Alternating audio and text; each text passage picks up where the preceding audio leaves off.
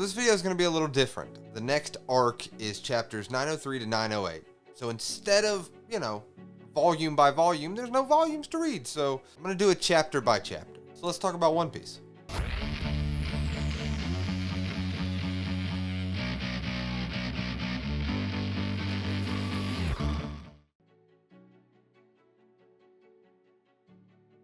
I'm going to be honest. I thought you guys were kind of kidding with me, but you're like, oh, you think this is going to be a short chapter? You're going to have a lot to say. This first chapter, I have a lot to say, actually, because, all right, where to start? I don't know, like the first page. Sanji's brother gave him, like, I guess a can. Looks like an energy drink, like a Red Bull. But it gives him, like, his raid suit, and Luffy really wants him to drink because he might get laser beams. And they get their bounties. Sanji's went up to, like, 330 million.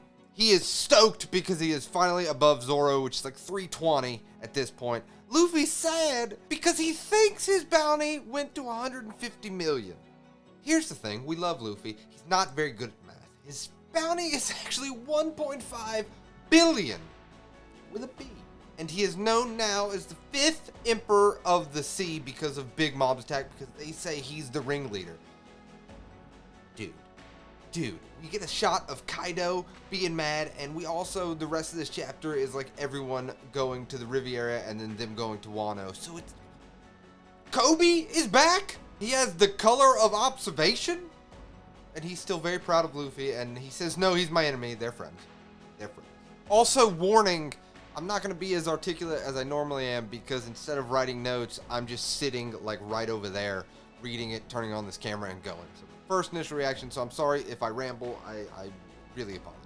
But this chapter felt like it's been a culmination. It's a weird feeling. I got this with chapter 902 when it was called Enroll, and that was kind of like an end of an arc, and you understand why they kind of put that together as like, oh, it's the end of an arc. But this first chapter, which started a new arc, really felt like we see old friends that we haven't seen in forever. Kobe, Helmeppo, Viola, like, they're all going to this Riviera. And with Luffy and everyone going to meet Zoro in Wano.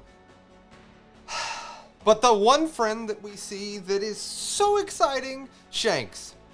I can't wait to see Shanks. 5th Emperor. You can tell, even from this first chapter, Luffy is in a different league than he has been through all of One Piece up until this point.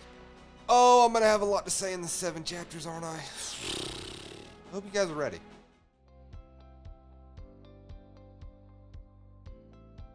Oh, so, just Dragon and Sabo saying they're going to start a war at Riviera by taking on the Celestial Dragons. Oh, man, okay, all right. I see what you guys did. Well played. It, again, only like 7 chapters. It feels like it's just like, we're going. It is setting up something crazy, and something it did that I really, really liked.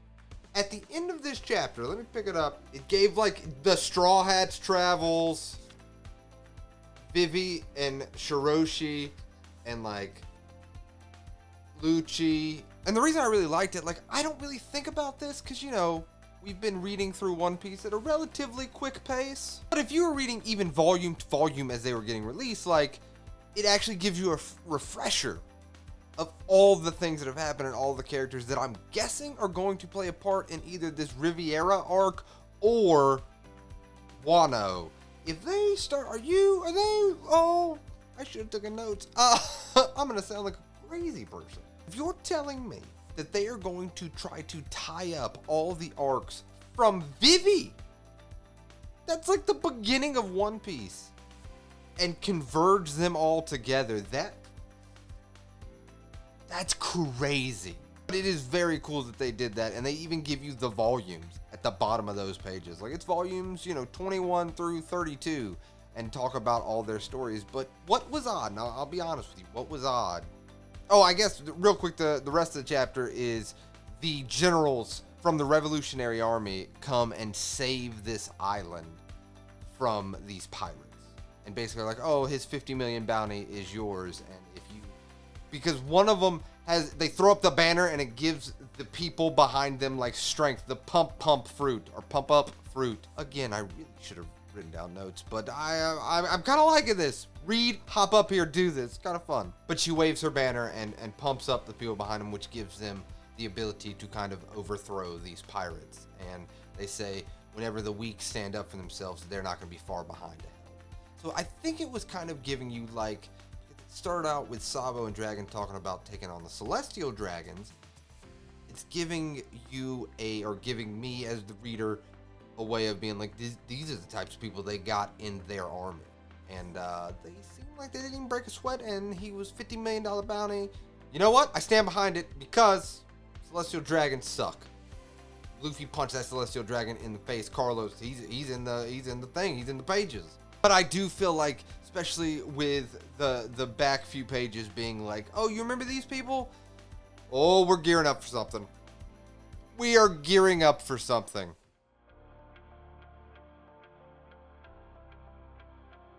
So Shiroshi and Fishman Island arrive at the Riviera, and so does Stelly, Sabo's adopted brother. You remember him? He sucks. He equally sucks now, but one of the funniest exchanges, Garp is there.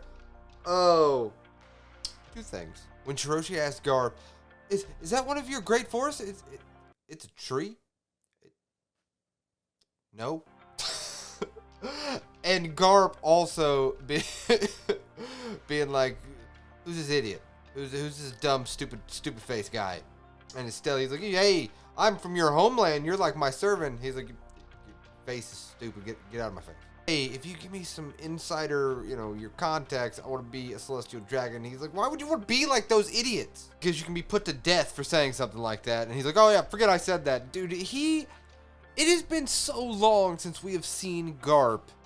I forget how much like Luffy is like him. Like, it is very apparent that they are related. But that's the one thing that I kind of want to talk about being like halfway through these 7 chapters.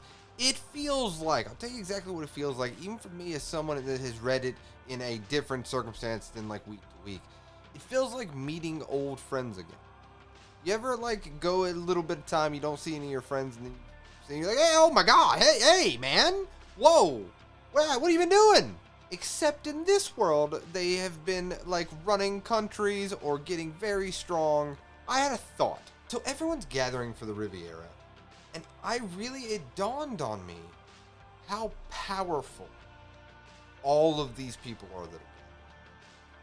And not only that, like Sabo, and that's at the end of it, I loved this juxtaposition of Shiroshi seeing like the sun and the crows and being so enamored and just happy to be there and so awestruck by everything. And then you have Stelly, stupid face. It's like, oh, the crows are gonna pop the bubbles and we're gonna fall to our deaths. That was so good. Also, the final page, the switch of he's like, guard, shoot the crows. It's Sabo. Sabo is his guard and he doesn't. Oh. Stupid face Stelly. Oh. Sabo get him. Sabo get him. But that's the thing. All of these powerful people and all of these plans that are getting put into motion behind the scenes, it kind of goes to show you, I think, or it showed me, this is what makes the world of One Piece so unique. Is when something like this happens, it doesn't feel like these characters disappeared, and when they reappeared, nothing has really changed. It feels like the world of One Piece is a living thing. And all of these people, whether it be Kobe, Sabo, Shiroshi, whatever, Garp, they have been doing moves and doing things as Luffy and the Straw Hats have been having their adventures. And I think that's rarer and rarer to find in like anything, any form of entertainment, is that the side characters or the people not important to the story, in air quotes, because I feel like side characters can be very important to the story. I miss Ace. That has nothing to do with what I'm talking about. I just need you to know. You guys remember Ace? He was very cool. They're in New Marine Ford.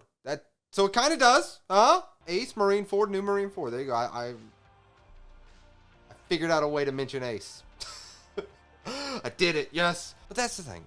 It just feels like the side characters have been making moves and been doing these plans. And I think that's what makes the world of One Piece so unique. and with an arc or a story that's going on right now really proves to you that this is a living, breathing world. That all the characters don't just disappear when they're not part of the main story and then reappear when they have like some exposition to give. And that is really cool to see. Except for a stupid face Deli. I care less what happens to him. Let the crows pop the bubbles.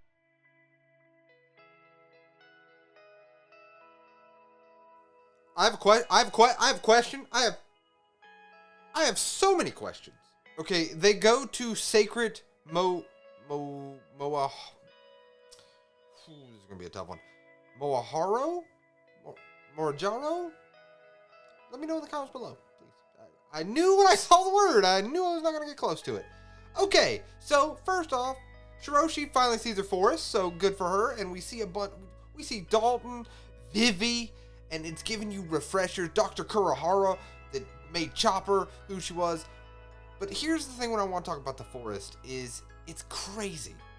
So they have this levee system that is like a moving platform. And then you see under it that it's these people just pushing it at a certain motion.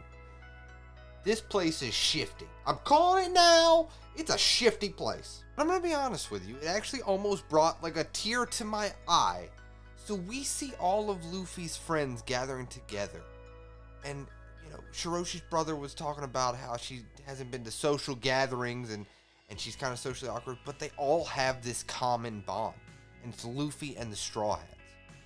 And just like I said in the other part just a second ago, this is really pulling together that, and even I believe Rebecca or Vivi says this, they don't do it to be heroes, but it doesn't change who they are, because, you know, their bounties go up and they're called pirate. Leo is there. And what really, for some reason, got me, like, weirdly, it hit me in a weird spot, is seeing all these people talk about Luffy, this one person, this common bond that brings them all together, for better or for worse, because Shiroshi sees Warpole and she's like, oh, he must be a friend. Like, no, he's an enemy.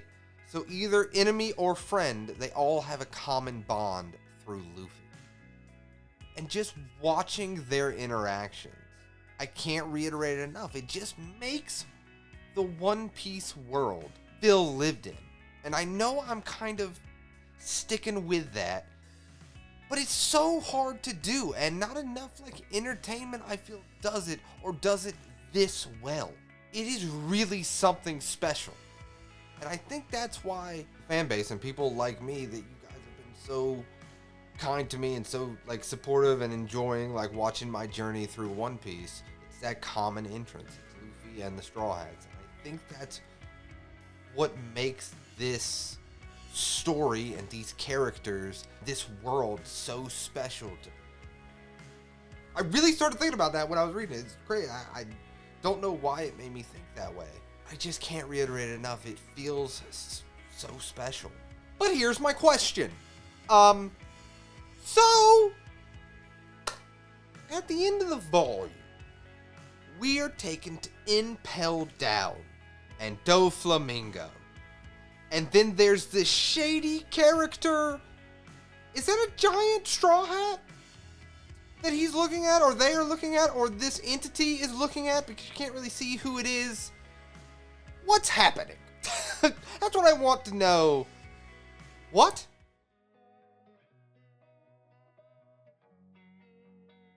We have one more chapter. We're at 907. We're about to be at 908, the final chapter of this arc. And what's going to I know what's going to happen. I'm going to have so many questions. This chapter alone, the great thing, when Shiroshi was trying to be kidnapped by Carlos and Saint Don Quixote, I cannot get that last name. It's the exact image of Luffy punching that dude in the face. I don't know if you know this. I love when Luffy punches that dude in the face. And it was so good that it was almost the exact same image used. Oh, because I was getting so mad. I was like, really? Vivi is trying to save him. Leo tries to save her. And I was like, if they let this dude take Shiroshi, one, Luffy gonna be mad, and two, like, that dude fully sucks. But when he gets punched in the face, yes, I loved it. I loved it. I loved it. I loved it. But that is not the only thing that happened in this chapter. Chapters are like 20 pages. I feel like it was 20 pages of stuff. Kaido and Big Mom are like, so they're overheard. And I kind of don't know how their conversation ended either. I don't know if they're teaming up, but they very much seem like Straw Hat's mine. No Straw Hat's mine. No Straw Hat's mine. The Navy overheard them and like, oh, are they going to team up like the old times? Because Big Mom and Kaido have history. What is that history? I don't know. It was literally one page of them talking. We are going to have so many. I am going to have so many questions. You guys probably already know the answer to it. I'm going to have so many questions. But that is not the only thing. Stupid face Stella was like, we're in the empty throne, because the empty throne, this was such a good image. The empty throne has 20 swords as an oath that basically the elders, or the I think it was 20 people. Again, I didn't take notes this time. I think it was 20 people 800 years ago that like created the world, and they leave this empty throne and these swords there as an oath to be like not one ruler over the entire world. Stupid face Stella was like, no, I'm gonna sit on it. I want to sit on it. That dude sucks. Theory time. What if Luffy sits on the empty throne, becomes king of the world? I don't think he would ever do something like that. That's not really in his character. But it would be kind of crazy if that's like in goal of One Piece. It would be crazy if Luffy sat on the empty throne. I'm just saying, think about it. All these people at the Riviera are there and kind of get along and have a connection through Luffy. I'm just saying. But the final bit in this chapter, Shanks wants to talk about a certain pirate. They don't say who it is. It's got to be Luffy. To the four elders. We are at the last chapter. We're going to chapter 908. I'm going to be left with so many questions. Oh, no. Ugh. These have been some jam-packed chapters. Just getting to see everybody and all the pieces moving together.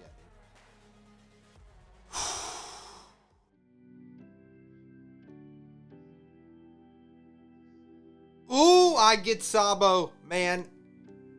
Kuma. The Celestial Dragons suck. I don't know if you guys know this at this point. I am legitimately fuming. Like, they have Kuma tied up and are like stabbing him and beating him, and Sabo, I understand. Get him, Sabo. Man, dude. I am furious right now. For two reasons. That is the first reason. The second reason is, well, the Riviera has commenced, and Saint Don Quixote has basically given everybody permission. Hey, Shiroshi's under my protection. Any fight you have, I got your back on this, which is awesome. But I sound real dumb just a second ago, huh? Like, you remember just a second ago?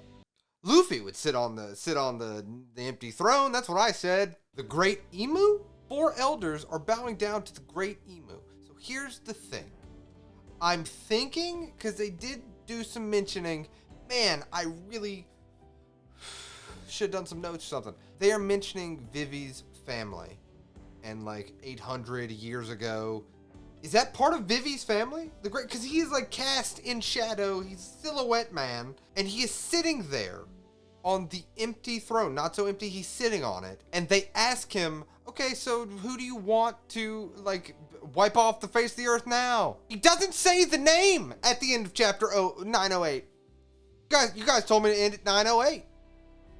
You guys said 908, that's the end of this arc. That's how you're leaving me?